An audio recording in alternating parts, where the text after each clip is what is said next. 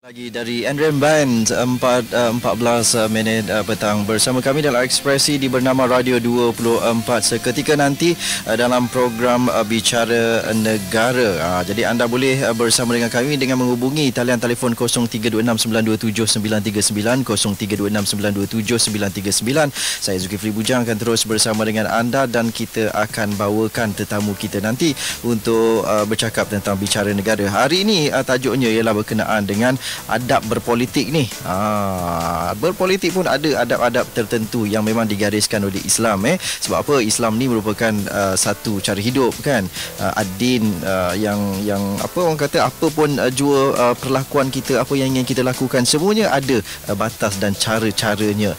Jadi dengan itu Islam merupakan satu agama yang menggariskan semua perkara. Jadi kita akan berbincang tentang soal etika dan juga akhlak dalam pilihan raya. Ni soal politik dan pilihan raya yang semakin hampir ni merupakan satu perkara menarik yang boleh kita bincangkan bersama. Jangan lupa talian kita 0326927939. Assalamualaikum warahmatullahi wabarakatuh dan selamat petang diucapkan kepada anda semua. Kita bersama dalam program Bicara Negara untuk edisi yang ke-8 kali ini. Pada hari Khamis ini kita bersama dengan Ustaz Ahmad Fazrin Yahya yang merupakan wakil dari Sekretariat Ilmuwan Malaysia ataupun ringkasnya kita panggil Ilmu. Assalamualaikum Ustaz. Waalaikumsalam warahmatullahi wabarakatuh. Baik, kali ini tajuk kita ni memang lain macam sikitlah bunyinya, bersempena dengan pilihan raya yang semakin hampir, yang semakin kita kita igaukan ni. Sebab orang kata ni pilihan ibu kepada segala pilihan raya. Jadi walaupun begitu, kita sebagai orang Islam ni ada tata susilanya, ada adab dan ada caranya. Jadi tajuk kita berkenaan dengan etika dan akhlak dalam pilihan raya. Terlebih dahulu mungkin Ustaz boleh jelaskan kepada kita apa agaknya bentuk etika dan akhlak yang boleh kita nak kempen, nak berpolitik, nak pilihan raya, Ustaz. Baik. Assalamualaikum warahmatullahi wabarakatuh. Alhamdulillah wassalatu wassalamu ala Rasulillah, amma ba'd. Ya, seperti mana yang saudara Zulkifli sebutkan tadi, ini ke ibu kepada pilihan raya. Ya, merupakan pilihan raya yang kira boleh kata bersejarah lah, mengikut ulasan daripada penganalisa politik tanah air. Apapun kita doakan yang terbaik untuk negara kita, insya-Allah. Saya sempat sebelum datang ke sini tadi dalam perjalanan cuba saya ringkaskan dalam bentuk poin etika dan adab ketika pilihan raya. Saya bahagikan kepada dua skop etika dan adab yang perlu dipatuhi oleh parti dan juga atau calon yang bertanding, juga orang awam atau pengundi yang nak turun mengundi.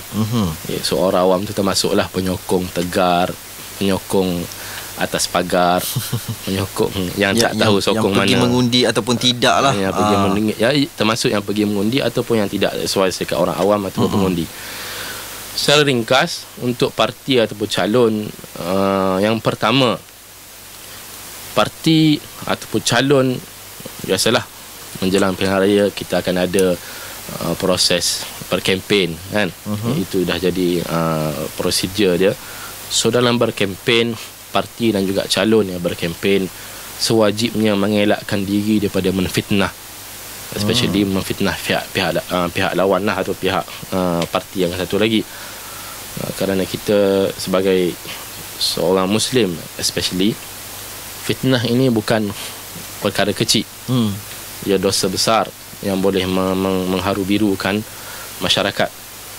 Jangan ambil mudah dengan fitnah. Banyak kali kita pun macam Pertubuhan Ilmuwan Malaysia, kita lancarkan dalam sebulan lepas hari kempen Satu Malaysia Tolak Fitnah.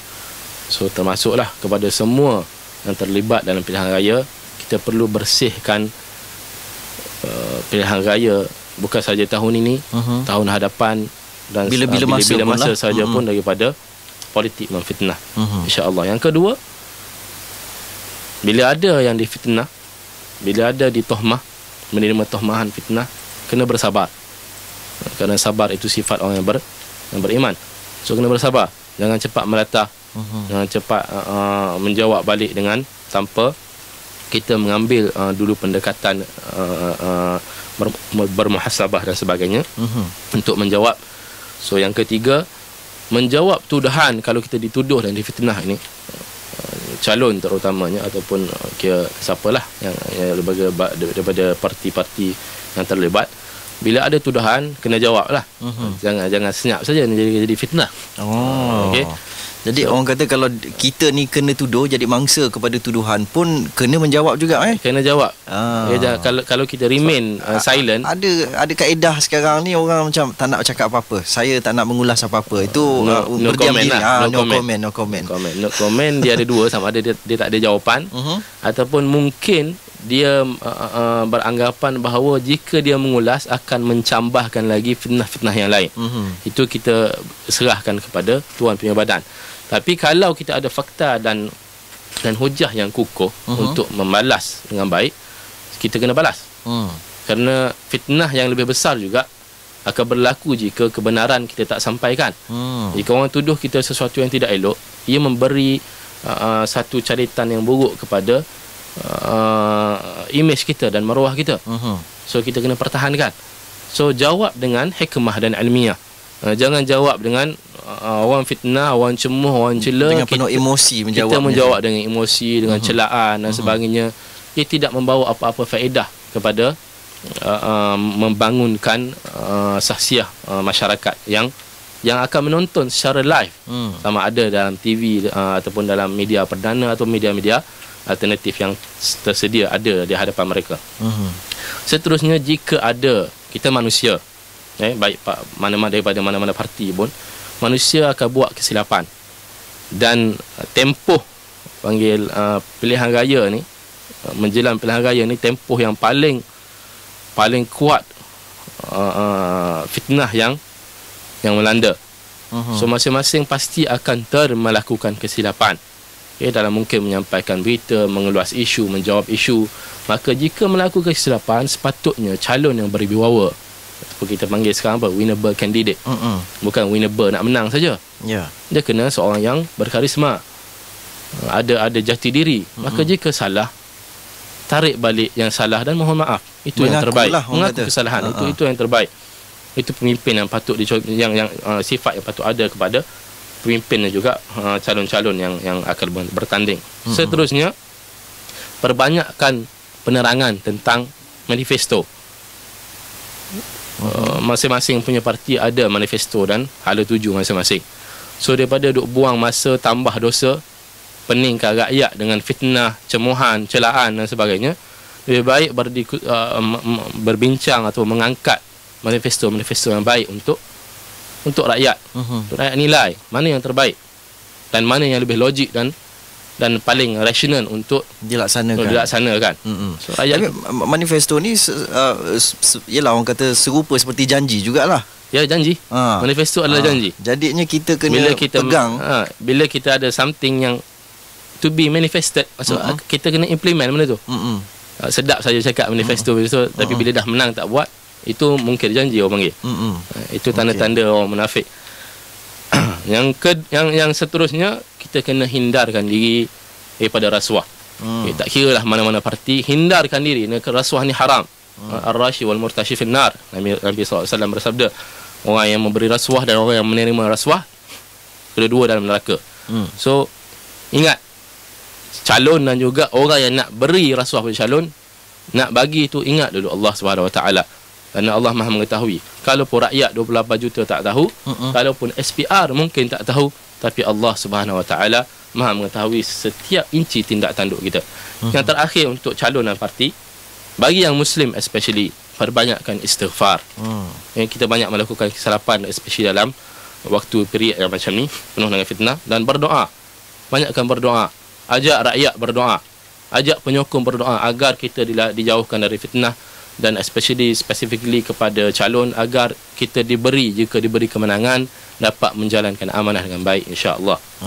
Bukan doa untuk menang sahaja, bukan doa untuk menang, doa untuk dapat jalankan amanah dengan baik. Itu yang lebih penting tu. Kalau kita menang, kalau tak dapat jalankan amanah dengan baik, itu adalah musibah kepada kita dan rakyat. So sebaiknya doa yang terbaik, moga Allah bagi kekuatan jika kita menang untuk menjalankan amanah dengan baik, insya-Allah. Jangan untuk calon parti. Jangan orang kata hanya berdoa, ya Allah ya Tuhanku menangkan aku sebagai calon wakil parti dan sebagainya, tapi tak ada doa untuk kita boleh melaksanakan sebaik mungkin. Okey, baik, itu untuk parti dan juga calon. Bagi yang menyokong ni pula, bagi orang awam dan pengundi, nasihat yang sikit saya boleh ringkaskan, saya boleh utarakan, menapis berita yang diterima dengan baik. Dalam siri yang lepas saya ada bercerita tentang manhaj tathabbut dan tabayyun. Ada saudara Zulkifli masih ingat? Masih kan? Berita sekarang pun, baik sekarang maupun di saat diambang pilihan raya, para pengundi, para orang awam perlu menapis berita dengan baik. Kena praktikkan, kena aktifkan manhaj tathabbut dan tabayyun masa ni dengan cukup efektif. Jangan main terima. Jangan main terima apa saja berita yang disampaikan kepada kita. Yang kedua, elakkan bergelumang dengan pertembungan antara parti. Tak payah duk sibuk sangat. Orang awam ataupun pengundi yang bijak, dia menganalisa dengan akal yang waras. Kalau orang yang Muslim, dia menganalisa dengan akal yang waras dan juga dengan iman dia. Yang mana lebih tepat, lebih dekat dengan kebaikan untuk agama dan hidup dia. Bukan kita sibuk nak jadi macam calon juga. Kan? Lebih pada calon. Mengalahkan calon. Mengalahkan calon. Waliyahzubillah. Yang terakhir, doakan kebaikan untuk para pemimpin yang ada sekarang dan pemimpin yang bakal menang menerjui negara selepas pilihan raya. Itu doa yang terbaik yang patut dihadiahkan oleh para rakyat, tak kira siapa pun. Kerana kita bukan nak kebaikan sekarang juga. Lepas pilihan raya kita tak tahu apa berlaku. Betul. Maka doa perlu bermula sekarang. Bukan dah keluar keputusan PRU 13 baru kita nak kalut, nak berdoa kepada Allah Subhanahu Wa Taala. Okey, baik. Jadi sudah ada satu garis panduan ataupun perkara-perkara checklist lah orang kata yang perlu kita patuhi, yang perlu kita ikut untuk berdepan dengan pilihan raya, berkempen dan sebagainya. Tapi Ustaz, saat berkempen ni berceramah depan penyokong yang ramai, berpuluh ribu, beratus ribu kat depan kita, kadang-kadang kita mudah sangat bercakap, menabur janji ataupun mudah sangat terkeluar perkataan-perkataan yang sebab mungkin disebabkan sokongan yang padu tu menyebabkan kita kadang-kadang hilang sikit pedoman dia tu apabila berucap. Jadi bagaimana agaknya kita nak mengatur diri kita supaya tidak berkata sesuatu yang melampaui batas apabila berucap? Baik, saya nasihatkanlah kepada insya-Allah para calon-calon yang bakal diumumkan dalam masa yang terdekat ini, bila sampai waktu berkempen, sekarang pun dah kuat membara dah kempen-kempen yang diadakan. So, nasihatkan semualah calon-calon yang akan berkempen, especially yang beragama Islam. Yang tak beragama Islam pun boleh ambil manfaat juga. Bermuhasabah. Sebelum mula berkempen itu, sebelum mula memberi ucapan itu, bermuhasabah. Kita nak menegakkan hujah untuk mempertahankan kesalahan ataupun kita nak bantu rakyat, nak angkat amanah Allah Subhanahu Wa Taala. Jika muhasabah selalu kita lakukan secara konsisten, insya-Allah Allah akan bantu kita untuk membuat sesuatu yang lebih baik dan akan memberi hidayah kepada rakyat jika benar kita berada pada pihak yang benar, insya-Allah. So, itu antara tip yang mudahlah. Okey. Selalu muhasabah. Bermuhasabah itu lebih penting lah kata bila sebelum kita nak memulakan ucapan kita. Tapi dalam soal tempoh berkempen ni kronik juga masanya apabila orang mula melontarkan ialah mungkin dulu masa kita muda mungkin perangai kita buruk sikit kan. Jadi apabila nak jadi calon ni, orang mula keluarkan cerita-cerita lama kita, keluarkan gambar-gambar lama kita yang mungkin berpeluk ataupun buat perangai-perangai yang tak elok. Sekarang ni kita nak jadi calon ni, nak berkempen. Jadi bagaimana agaknya kita nak berdepan dengan situasi seperti ini? Yang pertama, kembali kepada guideline yang saya cakap tadi. Bersabar apabila dia zahmah. Bersabar. Jika perlu kita jawab, isu ni sebenarnya mana-mana pun berlaku. Manusia ini, Nabi SAW sifatkan kita sebagai Banu Adam khatta'un. Setiap anak Adam ni khatta'un, yang sering melakukan kesilapan, yang banyak melakukan kesilapan. Dan yang terbaik, wa khairul khatta'in at-tawwabun al-mustaghfirun. Dan dalam yang ramai selalu buat salah ni, dia ada juga the best. Lebihnya orang yang banyak bertaubat dan cepat beristighfar. That's why saya masukkan tadi, elemen kena sentiasa beristighfar. InsyaAllah dengan istighfar, tohmah ke orang nak buka aib ke, itu kita lepas kepada Allah Subhanahu Wa Taala. Kalau kita nak balas dengan buka aib orang tu balik pula, tak ke mana. Bahkan kita akan terjerumus kepada dia menjadi orang muflis di akhirat. Biarkan si luncai terjun dengan labu-labunya. Orang yang memang tidak ada etika macam tu, dia akan buat kerja-kerja membuka aib orang. Sedangkan dia punya aib sendiri pun dia tak reti nak sorok ke mana. Semua manusia ada aib. Kita sebagai orang beriman, saya pesan kepada semua parti-parti, calon-calon, penyokong-penyokong tegar, jauhkan budaya membuka aib. Jauhkan budaya membuka aib, kerana anda akan menyesal di hari akhirat. Hanya kerana 2 minggu untuk menang pilihan raya, anda akan kekal di neraka, waliyadzubillah, selama-lamanya. Alhamdulillah. So ingat. Satu lagi perkara, kita sebagai orang yang mendengar ceramah-ceramah ataupun yang didedahkan dengan aib-aib orang sebelum ini, mana pula kita nak pilih? Kita nak pilih pemimpin yang dulunya mudanya macam ini, perangai macam ini. Jadi kita pun nak memilih pun satu hal, satu bab lagi. Kita akan jawab selepas ni. Kita akan sambung perbincangan kita seketika nanti. Tapi sekarang kita bawakan kemas kini berita terlebih dahulu. Alhamdulillah, kita kembali semula dalam program Bicara Negara. Tetamu saya untuk petang ini ialah Ustaz Ahmad Fazrin Yahya, wakil dari Sekretariat Ilmuwan Malaysia, atau ringkasnya kita panggil Ilmu.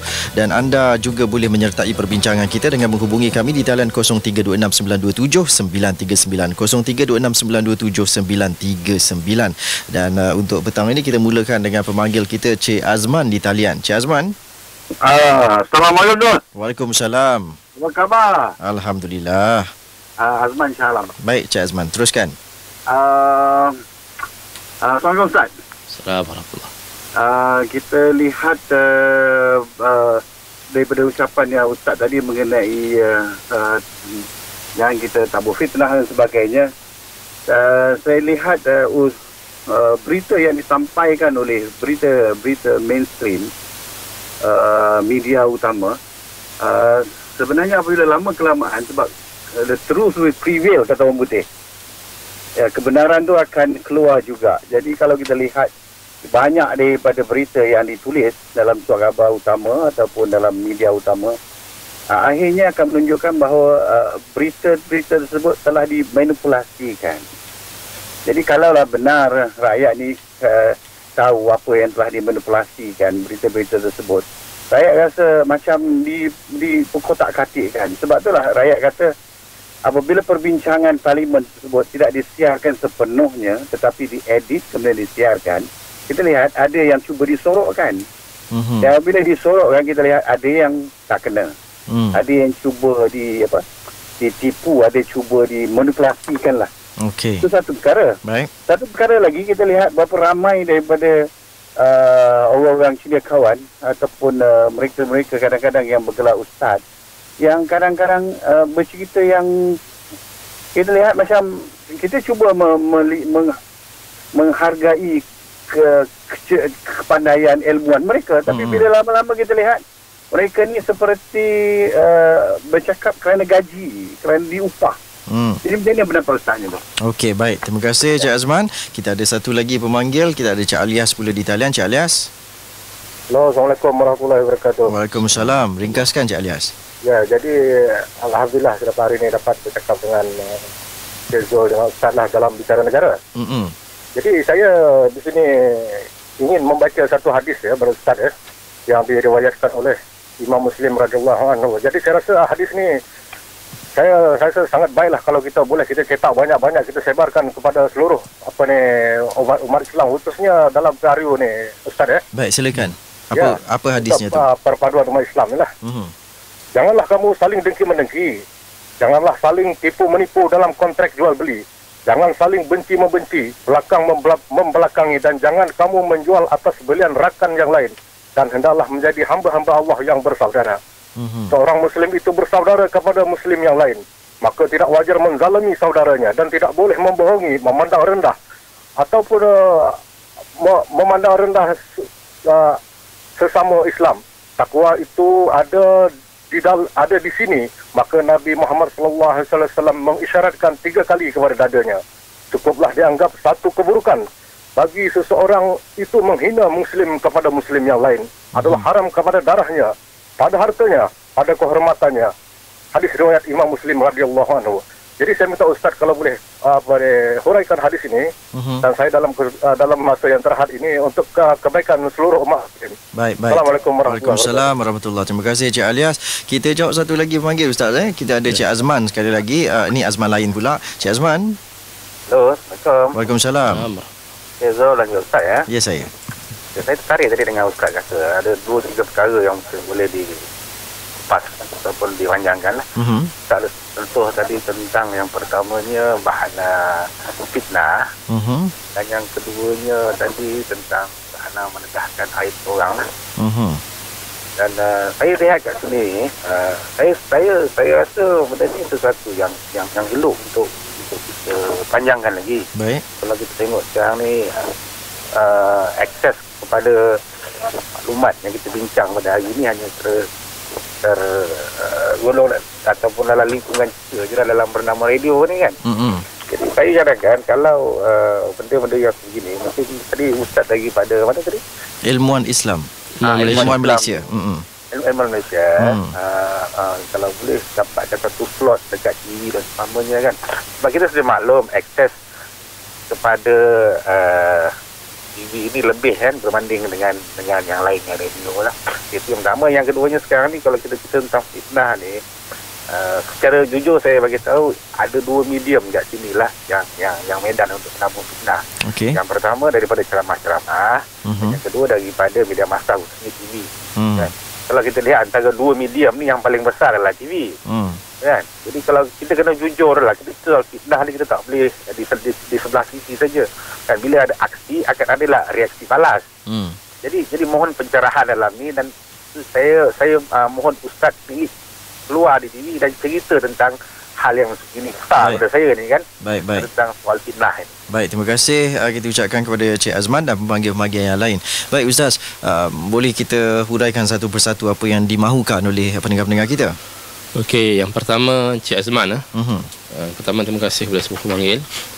Manipulasi media dan juga agamawan ataupun cendekiawan yang bercakap kepada awam kerana gaji. Yang pertama manipulasi media. Saya pun baru ni bercakap juga tentang isu ini dalam bab tersebut tabayun. Juga saya nak tambah nasihat jugalah kepada sempena pilihan raya ini, nasihat kepada pengamal media supaya mengambil satu sikap yang tegas dalam menyampaikan berita kepada rakyat. Dan sebenarnya bukan agensi berita saja yang menjadi penyampai berita. Rakyat pun sebenarnya sumber kepada berita juga. Agensi berita ni sebab dia agensi, dia lebih formal dan official lah. Tapi kadang-kadang yang bernama pun tak tahu lagi, tapi rakyat di kampung sudah tahu. Itulah dia. Betul. So masing-masing yang bertindak sebagai penyampai berita, baik di kalangan rakyat maupun media perdana, media alternatif, internet dan sebagainya, blog, Facebook dan sebagainya, perlu mengoptimumkan aplikasi manhaj tathabbut dan tabayyun dan amanah dalam menyampaikan berita. Peringatkan diri, kita kena sering peringatkan diri kita tentang ancaman-ancaman Allah dan Rasul kepada pembawa-pembawa fitnah, pembawa-pembawa khabar yang dusta. Nabi SAW mana bersabda, hadis yang masyhur, kafa bil mar'i an yakuna kadiban an yuhadditha bi kulli ma sami'. Cukuplah seseorang itu untuk dikira sebagai penipu apabila dia sampaikan apa sahaja yang dia dengar, yang dia dapat kepada orang lain, atau kama qala Nabi sallallahu alaihi wasallam. So ini poin yang sangat penting. Maka jika media mengamalkan praktikal macam ini, insya-Allah tidak timbul tanggapan awam bahawa media ini dimanipulasi. Media perlu telus untuk menyampaikan maklumat kepada rakyat. Kerana rakyat pun zaman sekarang memang sukar untuk kita tipu dan buai-buaikan dengan berita-berita yang mereka pun sedia tahu bahawa ia berita yang palsu. Dan peringatan kepada rakyat juga, jangan terlalu mudah untuk meletakkan sangkaan. Apa saja yang datang daripada media perdana, maka kita letakkan nombor satu, mereka menipu. Itu salah. Manhaj yang betul ialah sahkan berita. Sebagaimana dalam hadis yang menceritakan bagaimana Abu Hurairah pergi confirmkan dengan Nabi setelah dia mendapat explanation daripada syaitan tentang ayat kursi. Dia pergi bertanya Nabi, Nabi kata benar, sadaqaka wa huwa kadzub. Betul, apa yang kau cakap tu betul. Tapi syaitan tu memang dia kerja dia menipu. Tugas tapi dia, apa dia yang cakap betul. Maksudnya jangan kita letakkan mentang-mentang secara sinonimnya ramai rakyat duk cakap bahawa media perdana ini banyaknya twist berita. Itu lebih kepada sangkaan. Berapa banyak berita yang benar dilaporkan. Bahkan berita-berita yang alternatif yang menjadi rujukan rakyat sekarang pun banyak juga yang berdusta. So kita apply secara equal, secara adil.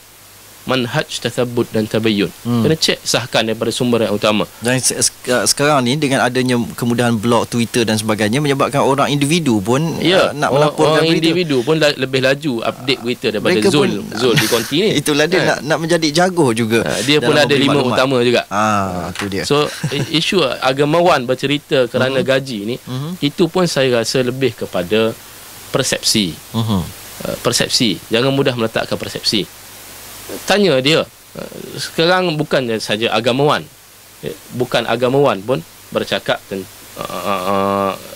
macam-macam. That's why berhati-hati kalau especially dia benar. Saya ingatkan sebagai orang yang lebih sinonim dengan atau panggilan ustaz, kira dekat dengan agama, bukan saya lebih beragama dengan orang lain, maksudnya di kategori dalam agamawan, saya nasihatkan diri saya dengan sahabat-sahabat di luar sana, kita menyampaikan kebenaran. Bukan kerana gaji. Macam ustaz sendiri pun dapat gaji tapi tak bercakap tentang soal saya dapat gaji daripada kolej saya lah. Daripada kerajaan tak dapat sebab saya swasta. Tapi soalnya ialah untuk memberi keamanan. Kita bercerita kebenaran. Kadang-kadang persepsi itu kerana ta'assub politik. Kita bila agamawan bercerita tentang sesuatu, ia tidak kena kepada poin-poin yang kita angkat sebagai perjuangan parti, maka kita keluarkan satu persepsi ustaz ni dibayar gaji. So ini satu permainan persepsi yang salah. Kena neutralkan diri kita daripada persepsi buruk seperti ini. Okey, baik. Persoalan daripada Cik Alias tadi tentang hadis. Ya, hadis riwayat Muslim, la wala tabaghadu wala tadabaru wala yabi' ba'dukum ala bai'i ba'din wa kunu ibadallahi ikhwana, hadis yang panjang. Betul, itu satu pesanan Nabi sallallahu alaihi wasallam. Janganlah bergaduh, jangan berhasad, jangan menjual di atas jualan sahabat kita, saudara kita, dan jadilah hamba Allah yang bersaudara.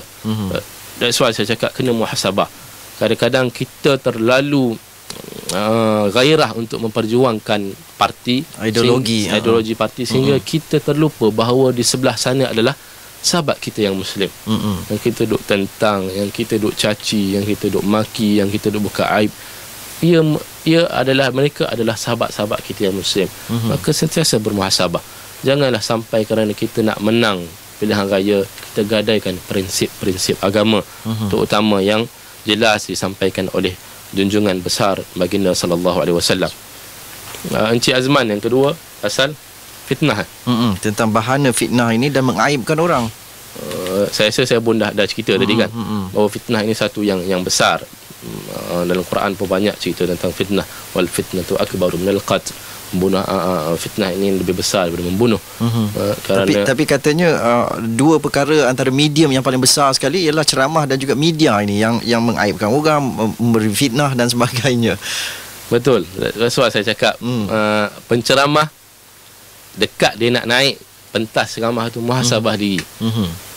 Aku ni nak naik, nak bercakap, nak tambah pahala ke nak tambah dosa?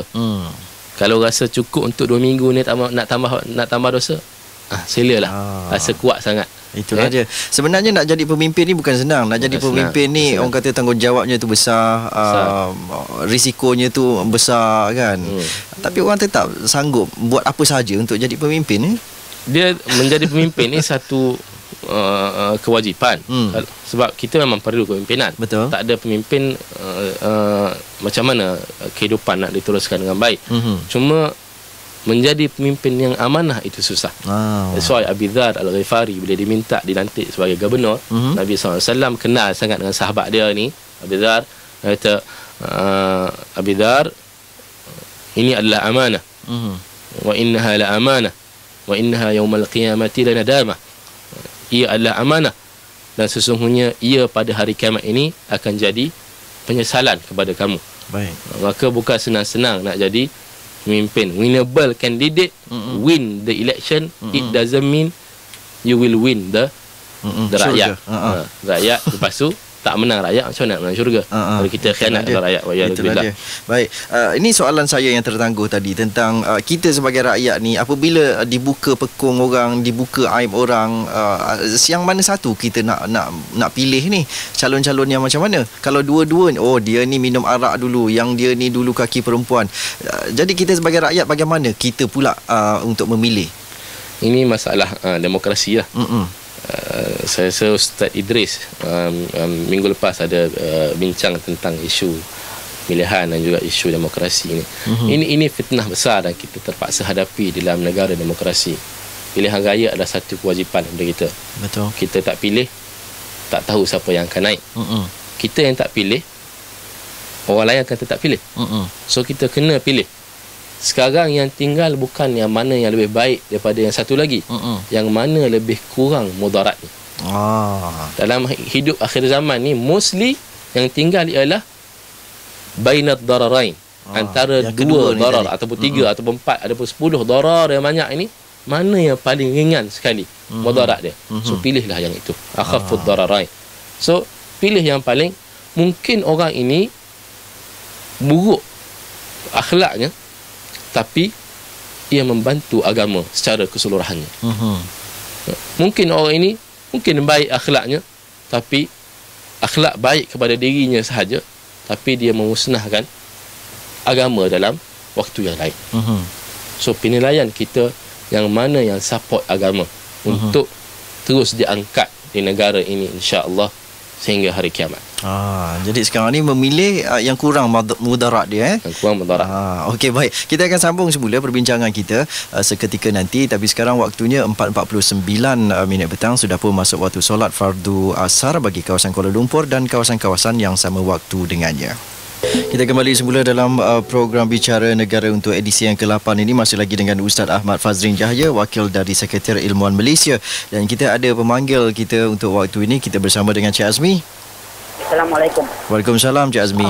Okey Ustaz, kita tahu dalam negara kita ada parti yang telah menggunakan nama Islam, dan ada pihak satu lagi parti lain dan menentang parti ini, dan dikatakan parti yang satu itu menentang Islam, dikatakan itu. Ini boleh mengelirukan rakyat, terutamanya orang Islam negara kita. Jadi adakah orang-orang seperti Ustaz ini dalam ilmu ini menghantar memorandum kepada kerajaan supaya jangan menggunakan nama Islam, supaya tidak mengelirukan rakyat? Okey, baik, terima kasih Cik Azmi.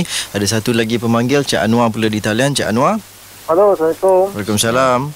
Okey Ustaz, saya nak ringkaskan. Orang cakap tiap hari dah tak lama, dah dekat.